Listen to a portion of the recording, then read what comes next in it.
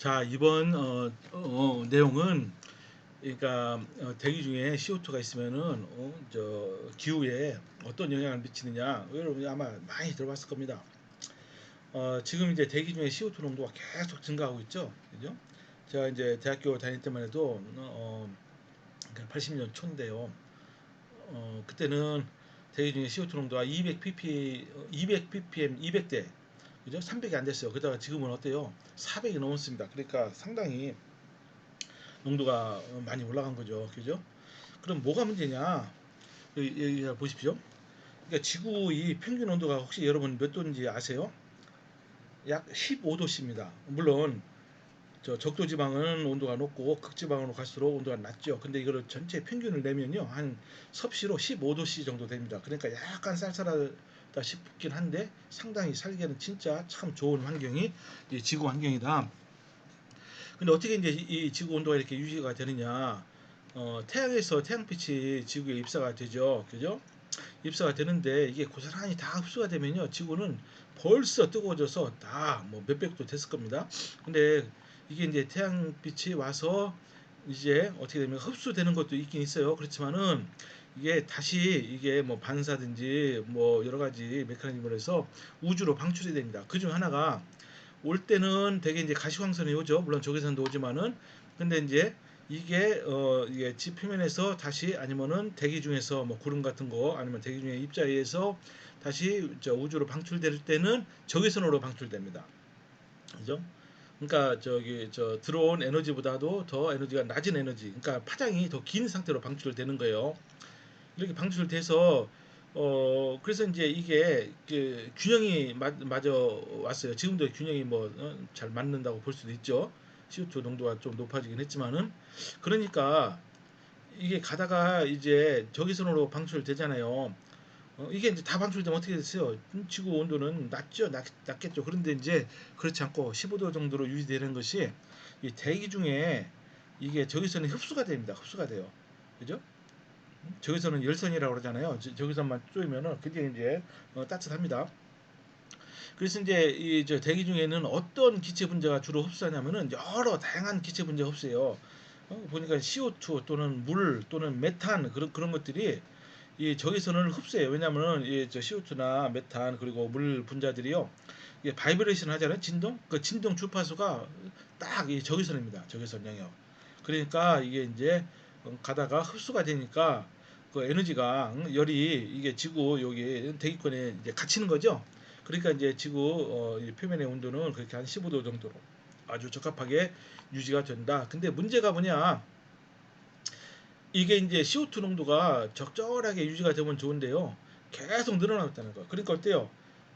CO2가 이제 저기 뭐죠? 적외선을 흡수한다고 그랬잖아요. 그러니까 흡수되는 적외선의 양이 점점 많아지고, 그러니까 그로 인해서 이 지표면의 온도가 올라간다. 이것이 이제 뭡니까? 지구 온난화다. 지구 온도가 올라가면은 극지방에 얼음이 녹는다.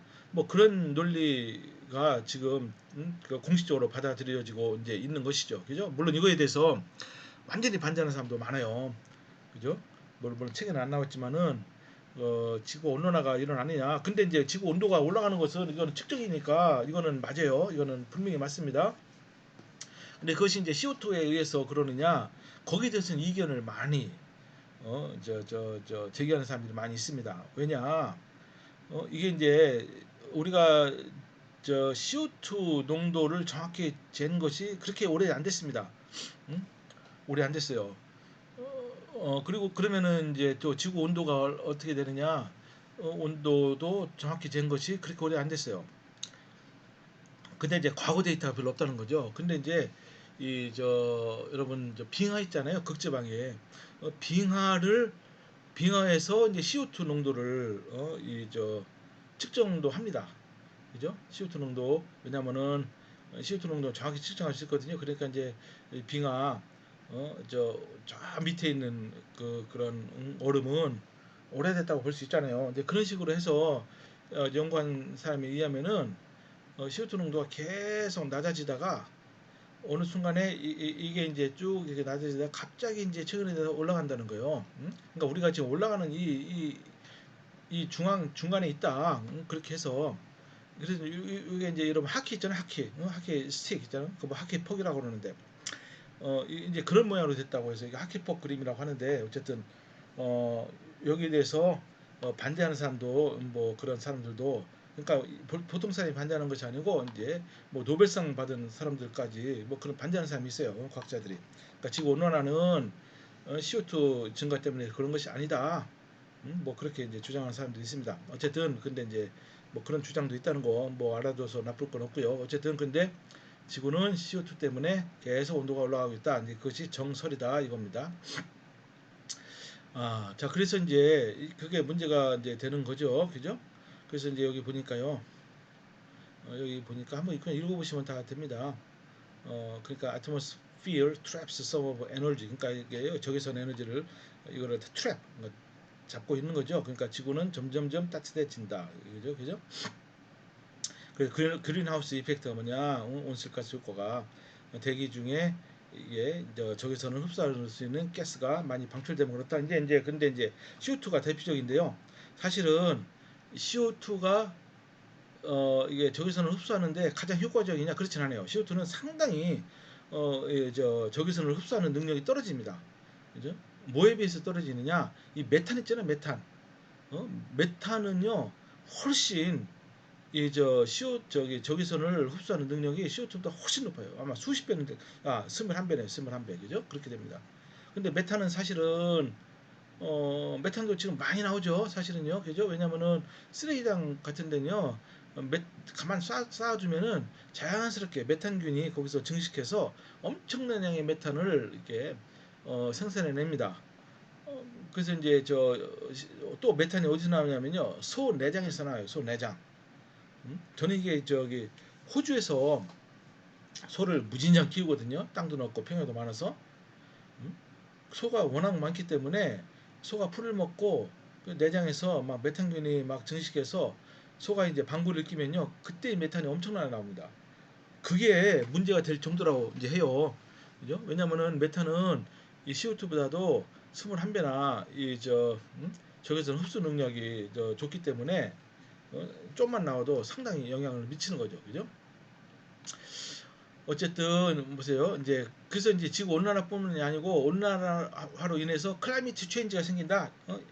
기상 이변이 생긴다는 것이 또 정설로 지금 되어 있는 거죠. 이것도 반대하는 사람들이 꽤 있습니다. 증거가 뭐냐? 뭐 여기. 근데 이제 일단은 이게 이제 정설로 우리가 일단 받아들입시다. 그죠? 그래서 이제 글로벌 CO2 농도가 쭉 증가해서 2000년에는 400 ppm이 덜 됐지만 지금 400ppm 훨씬 넘었습니다. 상당히 넘었어요. 계속 올라가고 있어요. 이것 때문에 문제가 된다. 그래서 이제 여러분 기후 협약이라고 들어보셨죠? 그래서 이제 이걸 위기를 느낀 선진국에서 우리 기후 협약을 하자. 그게 다른 게 아니고요. 기후 협약은 이산화탄소 배출량을 줄이자 이겁니다. 다 같이. 근데 그게 잘 지켜지나요? 겉으로는 뭐 지켜지는 것 같은지 모르지만은 이거를 이제 감축하자는 거예요. 이 CO2를. CO2 감축이라는 것이 뭐와 또 같냐면은 경제 활동을 덜 하자 이겁니다. CO2를 감축하려면 어떻게 해야 돼요? 자동차를 덜 타고 또 공장을 덜 늘리고 그래야 되는데 그렇게 힘들죠.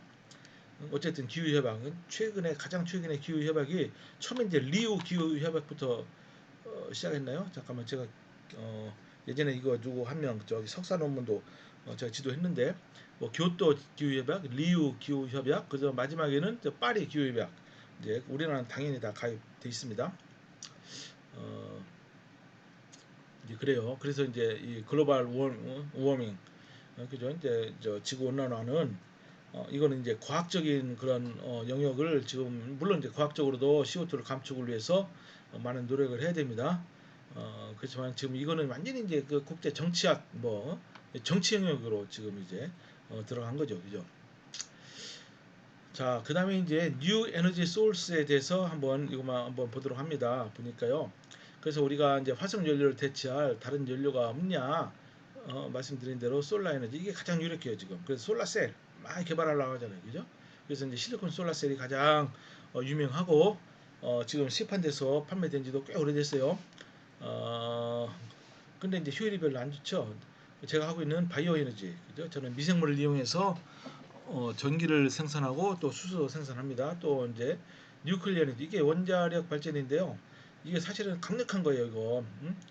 이게 이제 이 뉴클리어 폐기물, 핵 폐기물 처리만 잘 되면은 이거는 진짜 아주 좋은 에너지 원인입니다. 그 환경 오염을 안 시킵니다. 거의 안 시켜요.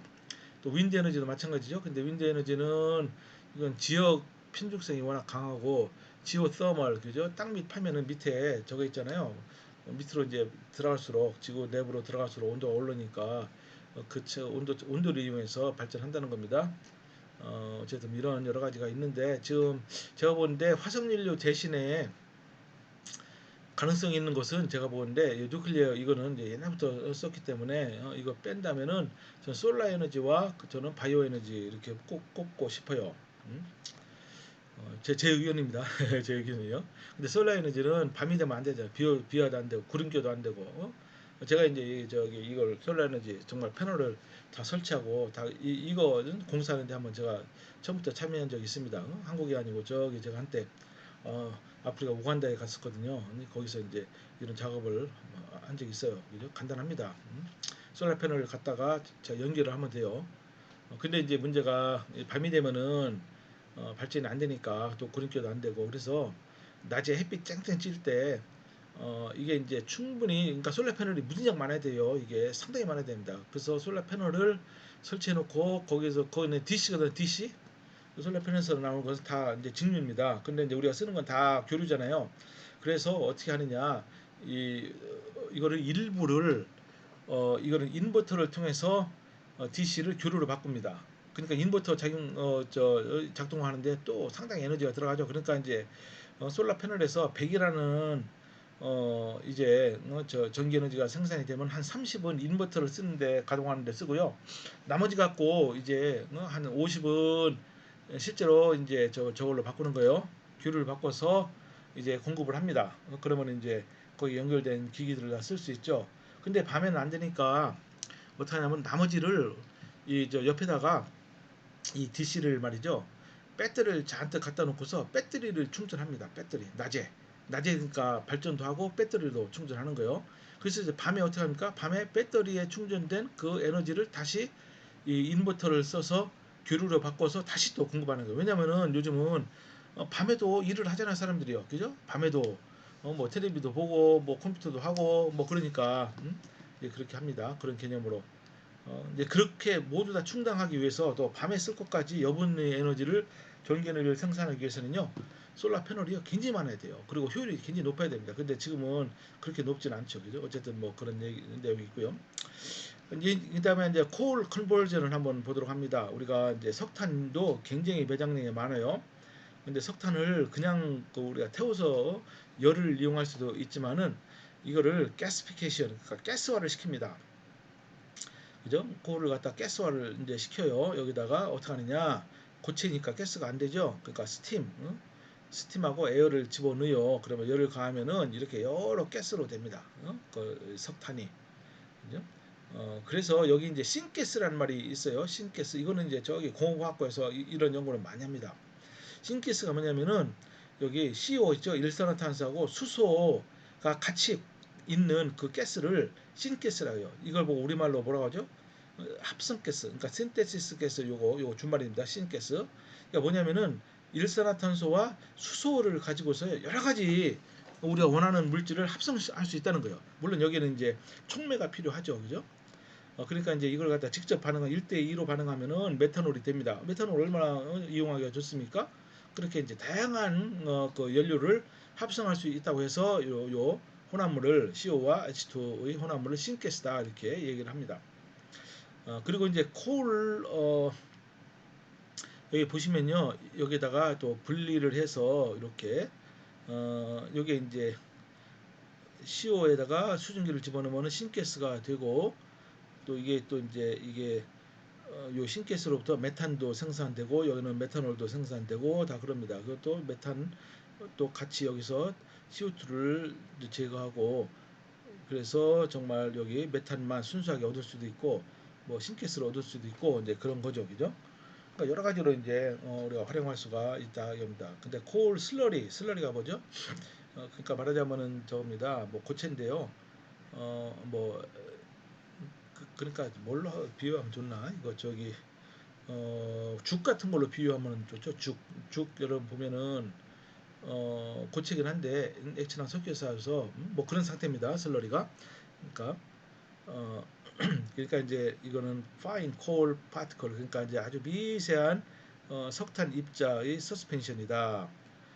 그래서 이제 이것도 석탄 입자가 있기 때문에 저 석탄을 또 대체할 수 있다. 뭐 그런 내용이 있으니까 한번 그냥 보십시오.